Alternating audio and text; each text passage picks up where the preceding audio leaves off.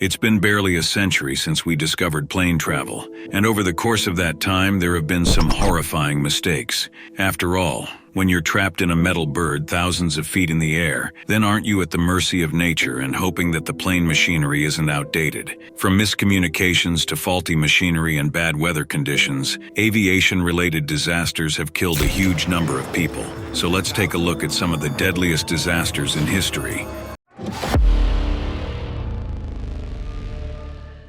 It was foggy at Los Rodeos Airport on the 27th of March 1977, known today as the Tenerife Airport. A bomb set off by the Canary Island independence movement at Gran Canaria Airport. As a result, many flights were diverted from this airport.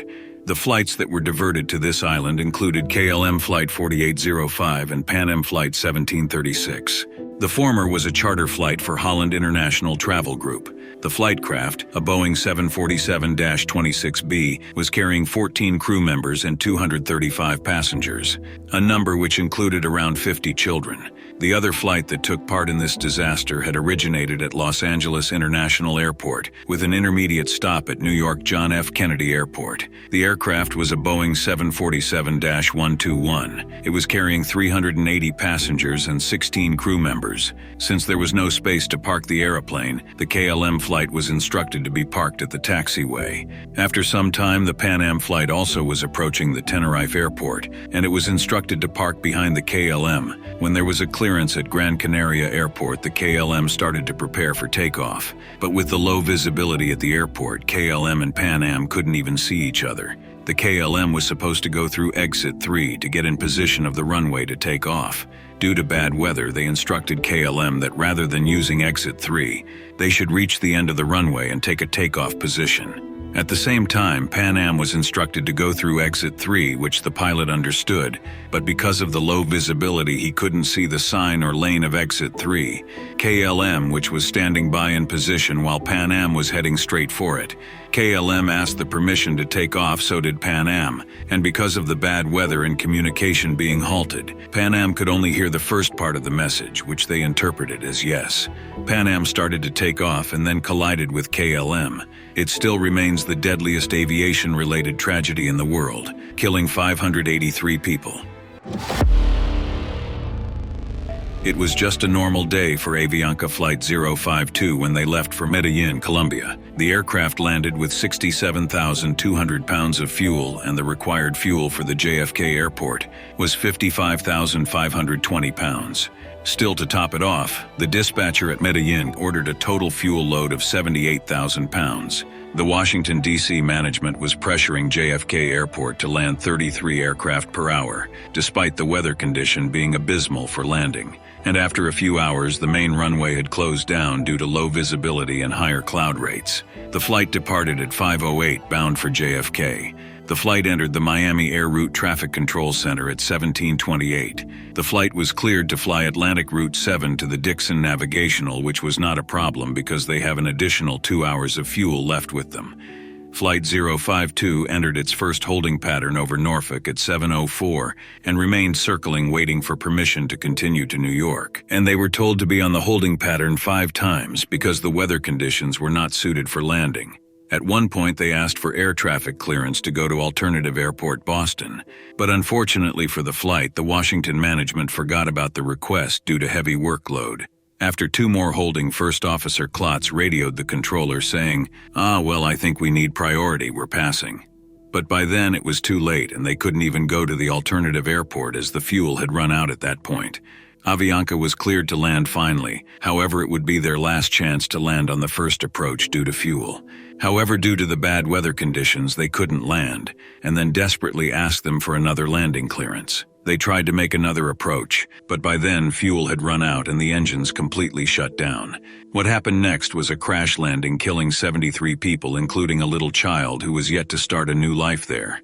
The lead flight attendant was the only crew member to survive, while the remaining flight attendants and all 3 flight crew members died.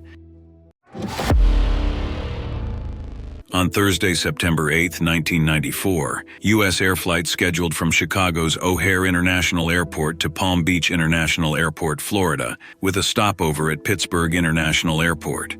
The aircraft had recorded approximately 18,800 hours of flight time before the crash. There were 127 passengers and 5 crew members on board. At 7:02, the U.S. air flight encountered a wake turbulence of another flight by the name of Delta 1083, which resulted in 3 distinct thumps, clicking sounds, and a louder thump.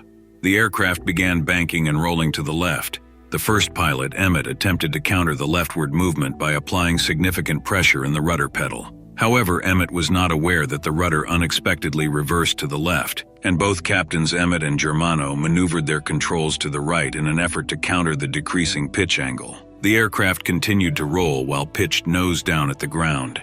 Trying to counteract sharply rising G-forces, Germano yelled, "Pull!" 3 consecutive times before screaming, during which Emmett stated, "God, no," seconds before impact. The 737 slammed into the ground and exploded into a massive fireball at 7:03. It killed all passengers on board, and it was later called a mechanical failure in the airplane.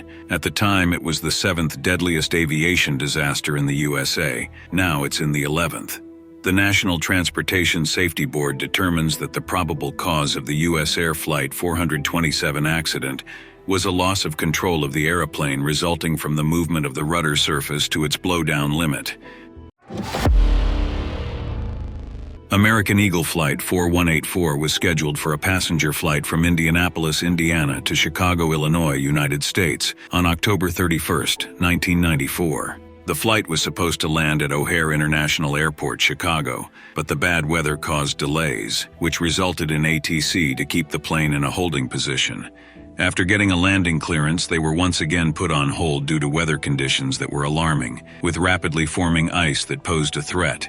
During the descent, an issue with the flaps triggered an uncontrolled roll and a subsequent inversion of the aircraft. The pilots struggled to regain control, witnessing a series of unsettling events as the plane fluctuated between extreme angles and positions. After the pilot took action by retracting the flaps, the pitch, attitude, and angle of attack of the airplane increased, followed by a sharp, uncommanded roll excursion that disengaged the autopilot. The pilots rolled the airplane to the left, and as the bank angle decreased through 90 degrees, they applied a nose-up elevator to stop the downward pitch, as the plane had reached a 73-degree nose-down attitude.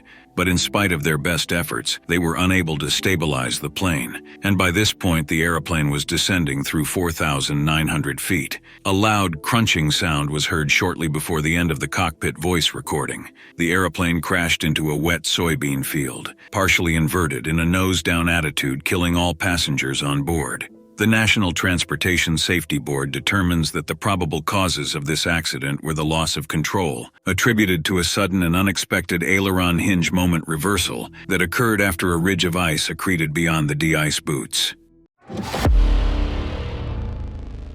On December 20, 1995, the aircraft flying from Miami International Airport in Miami, Florida, to Alfonso Bonilla Aragon International Airport in Cali, Colombia. 12 seconds before the plane hit the mountain known as El Diluvio, the Ground Proximity Warning System, or GPWS, sounded an alarm indicating an imminent collision with terrain. When takeoff power was selected, neither pilot had remembered to disengage the previously deployed speed brakes, which were fully extended and significantly reduced the rate of climb.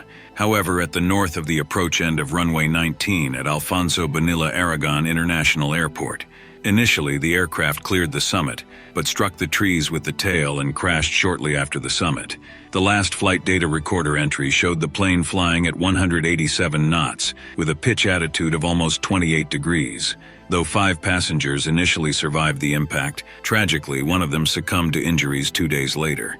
Additionally, aside from the 4 human survivors, a dog in the cargo hold survived the crash. And that's 5 of the worst aviation disasters in history. Which one impacted you the most, and do you think the aviation industry has improved since these disasters? Let me know down in the comments below, and as always, thanks for watching.